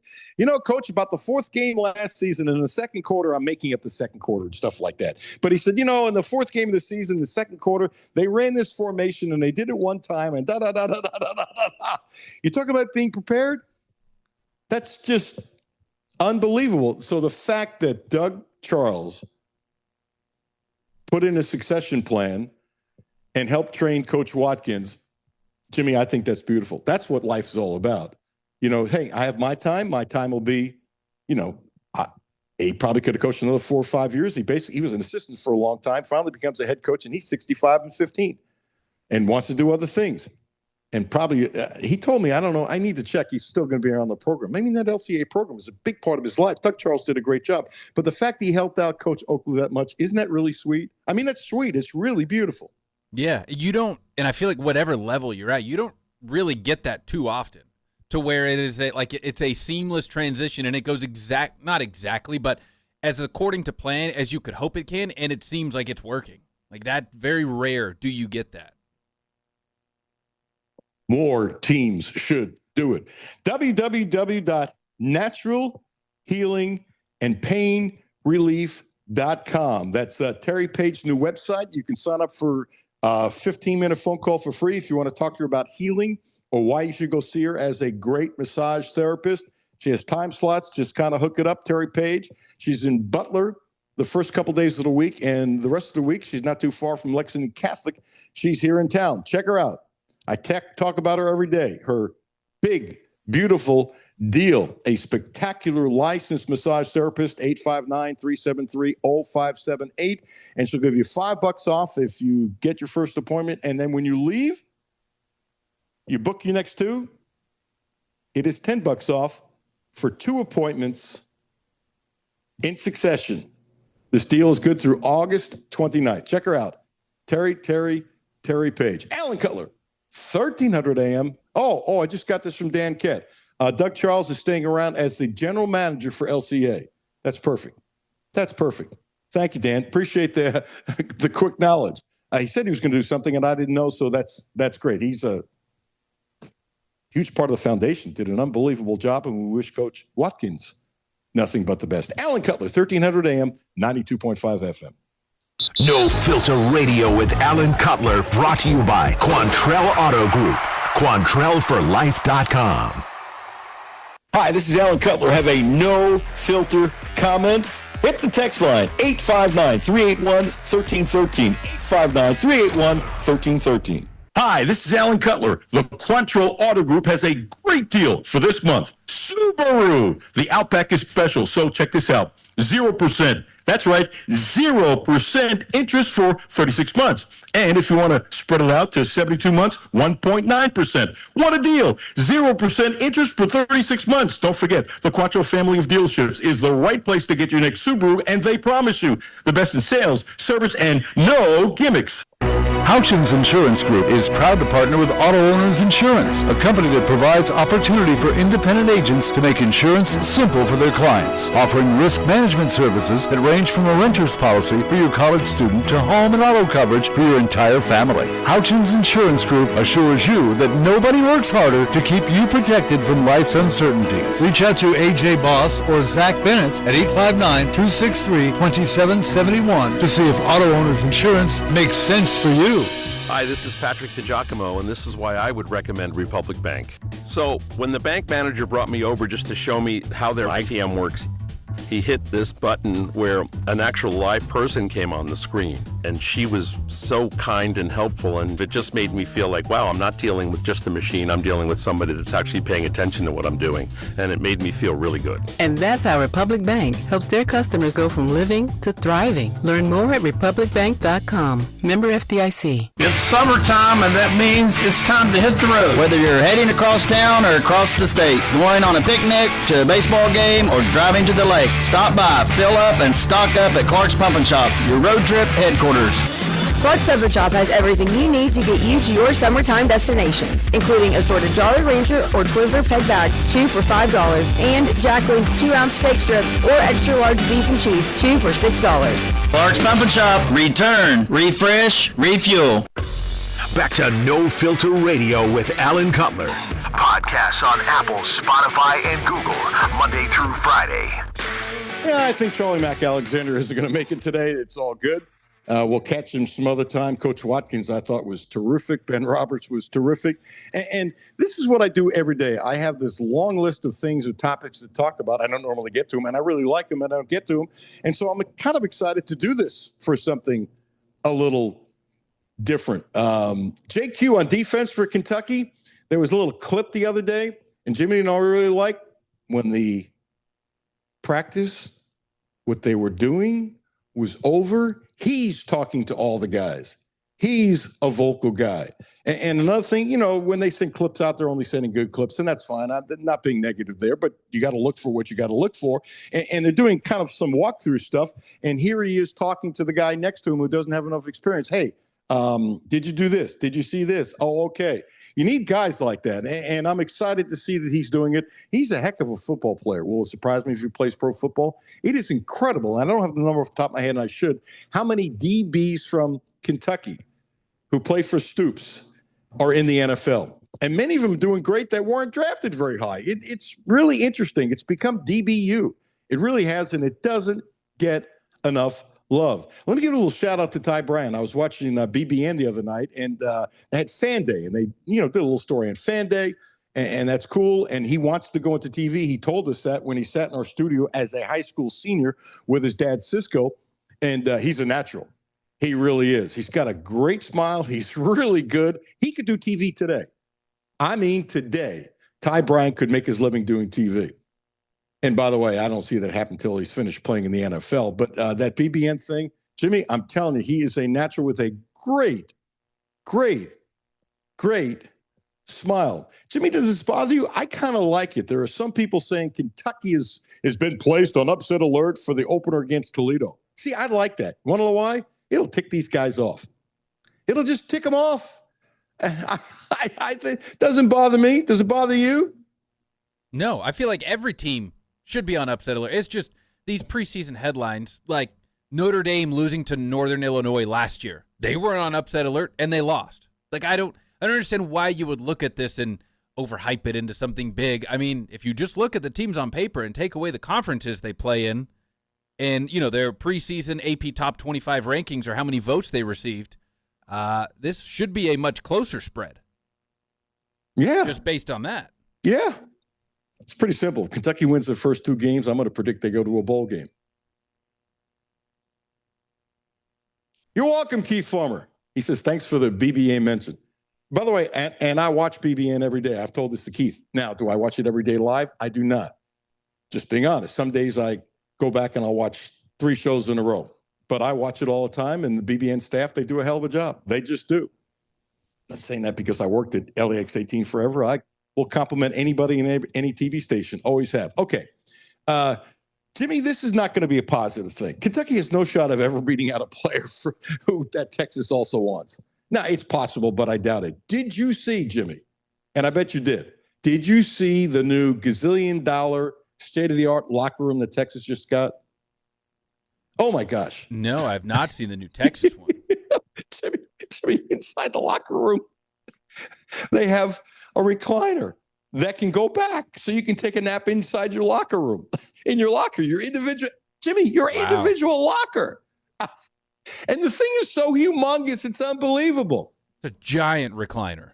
Are you looking at it now? Yeah, I'm watching the video now. I remember when Oregon first got their new locker room like 15 years ago, and it had a spot for you to charge your phone. Guys were freaking out. Yep. Because you could charge your phone and listen to music in your locker. Right. And they had, that's all the Nike money and stuff like that. They also had these big chairs for the linemen so that they were comfortable. In the old days, how many times would linemen complain? Well, the chair's not big enough. That was, at the time, the best. I don't know what Oregon has now. I bet it's pretty good. But the chairs got to me. Have you ever seen anything like that before, ever? No, and the way they recline back, it's almost like lays back like a dentist chair does, where you can go all the way back. But I don't know. That's wild. You could take a nap in it, couldn't you? Oh, yeah. And plus, with the 2 little walls, it's not soundproof because it's open, but the 2 little walls there, if you're tired, could you, in between classes or something, or in between workouts or something, could you go in there and take a little snooze? Oh, yeah. Put on some, okay. I'm sure they all have noise-canceling headphone endorsements or something, so they just pop their headphones in and boom. Now, I'm not being disrespectful, but how could Kentucky ever out-recruit a kid that was between Kentucky and Texas? How could they ever do it? If Texas wanted the kid, Kentucky would have no shot. By the way, neither would a lot of other schools. So I'm just saying. So when you say, can Kentucky ever win big in the Southeastern Conference, how much of a detriment on a scale of 1 to 10 do you think that is? It's pretty big. It I'd give it like before I would say a 9. Now with NIL, I'd say a 7. Let's say you don't have those facilities, but you can get a little more money, which might be impossible because those usually go hand in hand. The better facilities, the more money. But yes, actually, it might be back to a 9. I would think in 100% of the cases, if Texas wanted the kid and Kentucky wanted the kid, Texas would have more money. Yeah. Wouldn't you think? Most likely. Yeah. Now, if it was a quarterback, and let's say Texas was lined up with two quarterbacks that everybody thought was going to play next year, and Kentucky had an opening, could that work? Yeah, it would take a special circumstance. But when I saw that, this sounds terrible. The first thing I thought of, Kentucky's got no shot against Texas. And again, you think Mississippi State would have a shot against Texas? No. You think Ole Miss? No. I mean, we can go down and down and down on the list and stuff like that. Speaking of Ole Miss, and I've said this before, but this really amplifies it. They're probably not going to start him. They're probably going to start Wilson for the Giants. He's a great deep thrower. He always has been. His touch on deep balls is absolutely spectacular. And so Jason Dart, who played for Ole Miss last year against the Jets, he didn't start. He was only 14 of 16. That's only 87.5%. 137 yards, 2 touchdowns, 1 passing, 1 rushing. And by the way, he can run. And that gets overlooked. And here's the big thing, no interceptions. So my point is this. Who's ever starting a quarterback at Ole Miss, and I don't even know. At this point, I don't even care. Jimmy, wouldn't you say it's 101? He's not nearly as good as Jackson Dart? Yeah. Would you say it's 200 to 1? I think 201, you're starting to get close. Okay. Point being is this. Ole Miss's team can't be as good. And by the way, they lost in a lot of other positions. That doesn't mean they don't have some other kids either they brought in or waiting to go up. I'm not studying their roster like I'm studying Kentucky's. It's just not going to do it. Week of, will I? Yeah.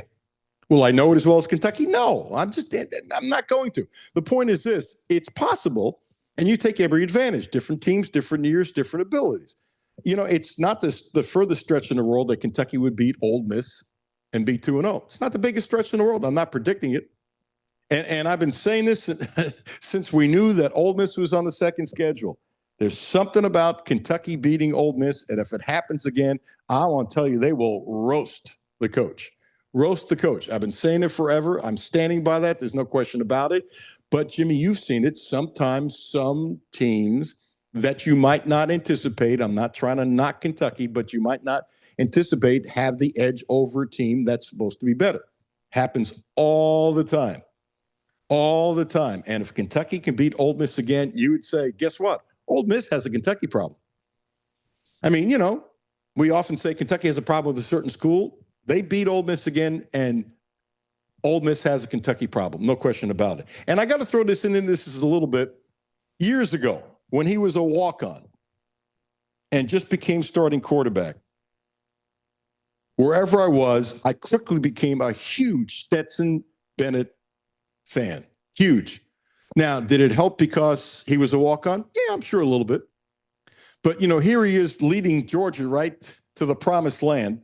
And there were people saying, you remember this, Jimmy, oh, he's only doing it because, you know, it's so easy with all the people around him. But he made so many third down clutch throws and put the ball on the money. And he's had some trouble in the NFL. He's had some off the field. He's had some difficulties in the NFL. What I found fascinating is that the Rams have stuck with him.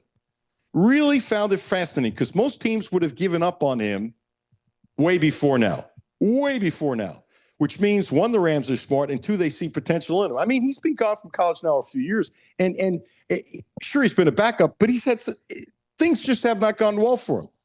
Well, Stafford couldn't play. Did you see his numbers the other day? I know it's only preseason, and I'm not big in preseason, but these numbers are these numbers. Jimmy, he was 28 of 40. 324 yards and 3 touchdowns. And he did it again on something that he seems to have a unique ability. One of the passes he threw was high. The receiver was double teamed.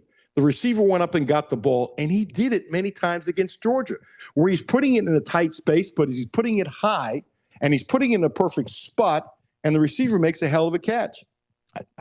He's not going to – look, if Stafford's healthy, Stafford's a quarterback. Let's not get silly. I was just happy for him.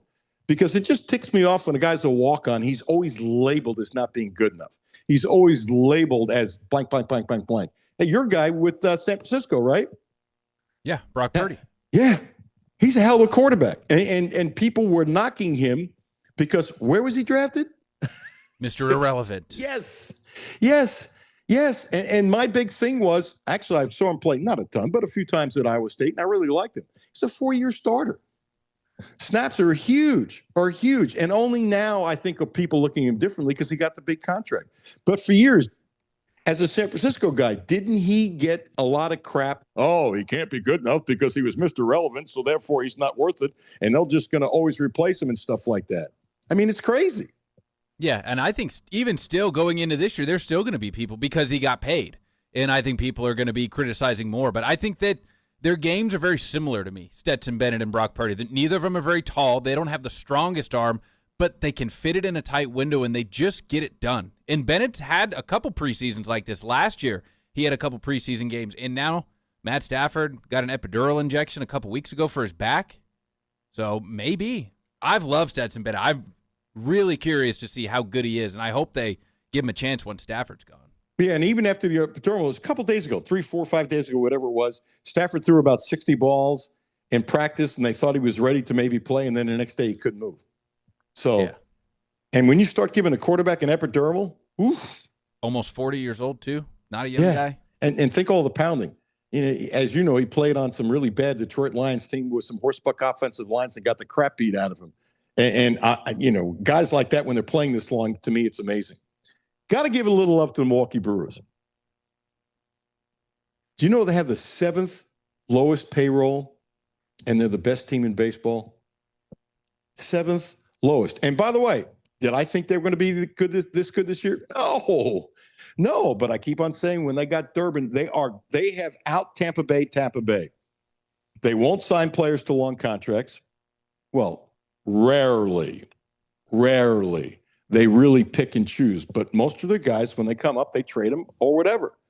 But what they're really good is getting stuff in return. I love the kid who's playing third base, Durbin.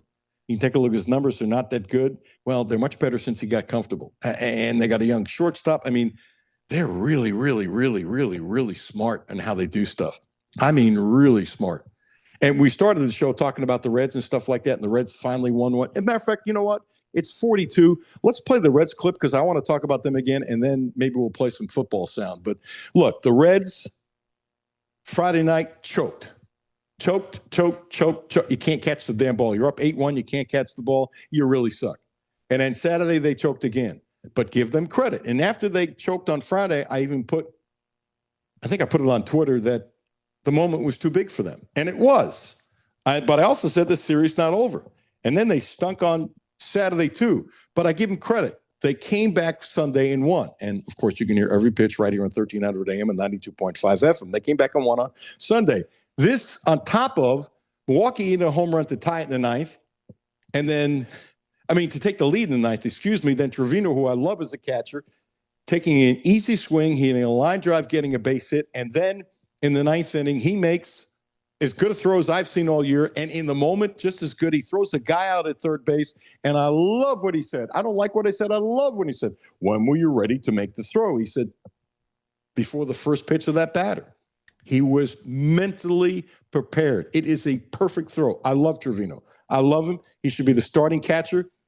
I've been saying this, Jimmy, since they picked him up from the Yankees, haven't I? That he should be the starting catcher.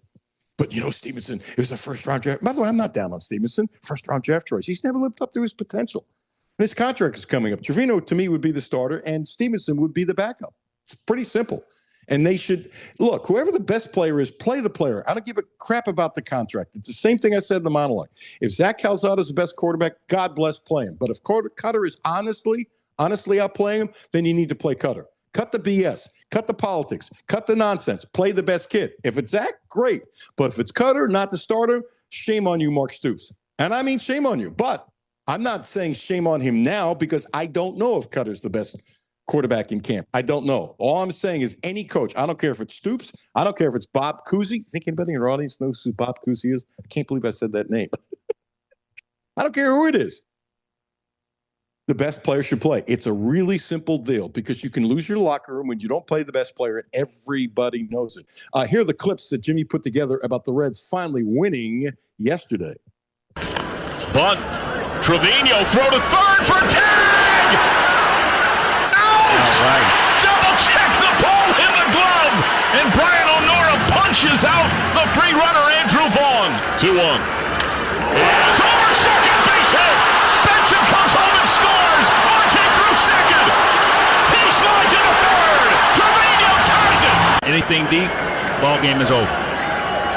First pitch is by third. Reds win. Hayes hammers it down the line. Friedel scores.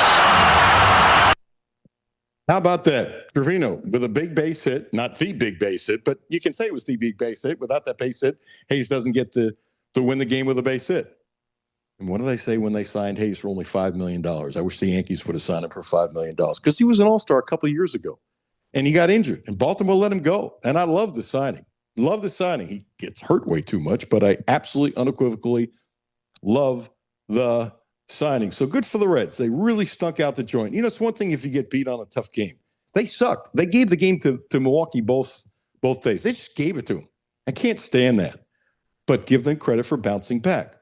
And with Marte doing really well, as I keep on pushing Marte like crazy, there's no spot for Fraley. And I got to tell you, I was surprised they released him. I didn't see it coming. Did not see it coming. By the way, to the Big Ten, did you see this? I mean, they are so jealous of the SEC, Jimmy, don't you think? They want to do anything to one-up the SEC. They want to be the one to be the leaders in the forefront and all that kind of stuff, and they can't push around the commissioner of the SEC. Just can't.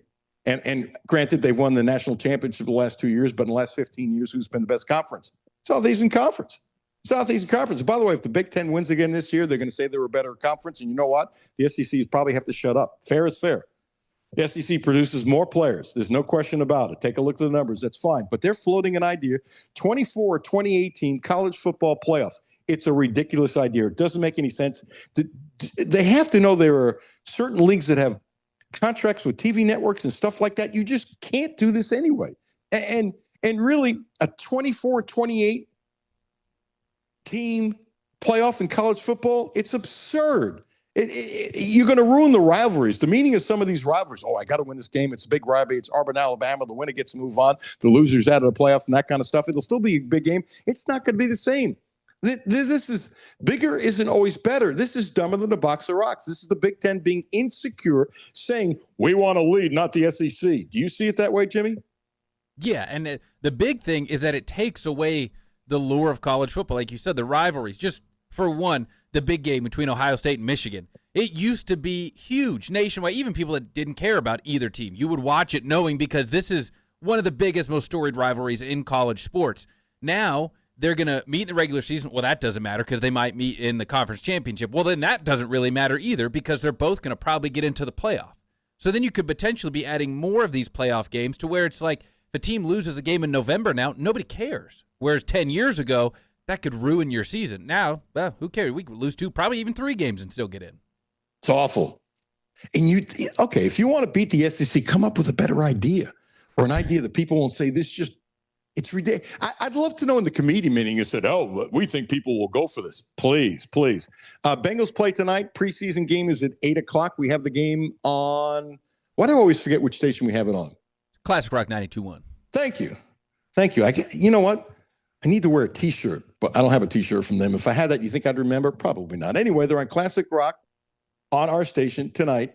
And they're playing Washington. And, all the years I did the Bengals radio network as host, 14 years, it's just boring, the preseason. It just is. But I'll probably watch. I'll have it on, and I'll watch. I don't even know if Burrow's playing. I wonder if he's going to play a little bit because they had those slow starts last year. I don't know. But I do know this, and this really bothers me. And I heard it a couple weeks ago. I was in the car flipping around 1530, one of the stations I used to work for in Cincinnati. Worked for 700 at 1530. They had one of their football guys saying, there's a big question at guard. This is a couple weeks ago. It's on a Saturday, and I'm going, really? Really? You're not protecting the franchise? And then I saw it again, somebody else put up. Somebody who knows football. Sorry, I can't remember who. Said, man, I got a question at right guard. And I got to tell you, that's dumber than a box of rocks. Jimmy, you have one of the 3 best quarterbacks in football. You agree with me with Joe Burrow, right? Or if you want to say 4, depending upon who you, I don't care if you put him 1, 2, or 3. You got to put Mahomes 1. I get it. It's all good what he's done. Whatever. And you have a question at right guard now and protecting the franchise? Really? You didn't take care of this in the offseason? And you have multiple people now saying there's a problem at guard? That just bothers me. It just really bothers me. I think it's awful. We're going to flip to something wonderful. Jimmy, I think most people know who Lou Gehrig was, one of the greatest first basemen of all time. Would you think? I would hope so. At least know the name. Yeah. Played with a guy named Babe Ruth. He's playing catch with a kid. The kid had a bad glove. So he tells him, the next time I see you, he was having dinner at this friend's house, I'll bring you a glove. Jimmy, did you see this? So the next time he and his wife Eleanor went to visit him, the family, in Bronxville, New York, he brought this 11-year-old one of his old gloves. And this is not like today where guys get gloves like crazy or bats like crazy. Getting an extra glove is not an easy thing back then. It's really not. It was extremely difficult. Kid's name was Howard Henderson. He's 11 years old. Jimmy, he kept the glove for 75 years. In 2014, at the age of 92, he sold it at auction for $287,500. I don't know anything about the family. I'm guessing he did it to sell it, to give it to his kids. At 92, God bless you if you start taking trips around the world. Is that a lovely story to end the show with? That's crazy. To keep onto it for that long. Well, people are pack racks, right? Oh, yeah. Well, no, just to and not lose and to hold on to it for that long, but then to not keep it within the family, unless, like you said, it could have just kind of been his parting gift to his family, leaving them something, getting the money from it. Very cool. Is that beautiful or what? Ben Roberts, terrific stuff. Thank you. Coach Watkins, LCA. Thank you. A lawyer, head coach, which LCA and eCampus, their big tournament.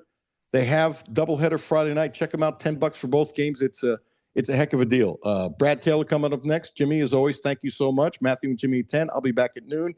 Podcast will be in a couple minutes. You can listen to the show anywhere in the world on the ESPN Sports Lexington app. Our podcast numbers are going up and up and up. Thanks to you.